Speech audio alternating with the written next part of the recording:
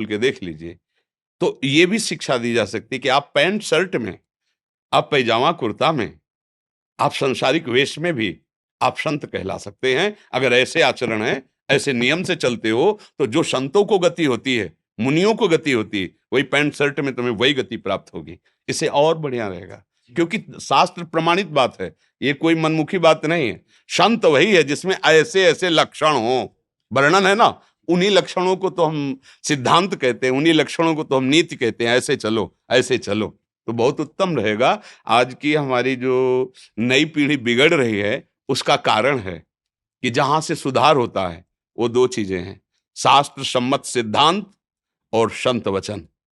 दोनों में अश्रद्धा, दोनों का हमें सहयोग प्राप्त नहीं हो पा रहा। प्रातः से उठे और शयन तक ऐसे पार्थिव खेलों में लगे हुए हैं कि शास्त्र स्वाध्याय करने की रुचि नहीं है। संतों के प्रति शुरू से ऐसा देखा सुना गया कि अश्रद्धा हो गई। अब हमें बचाए कौन? अब हमें कौन सिद्धांत समझाए? तो यदि आपका ये प्रयास है, देखने में तो लौकिक प्रयास है, पर इसमें नई पीढ़ी को बहुत बल मिलेगा। देखो, चतुर आदमी वही है, जैसे किसी को बहुत गंदा नशा प्रिय है, तो पहले उसको सपोर्ट करो। अच्छा, आनंद आता है आपको? हाँ।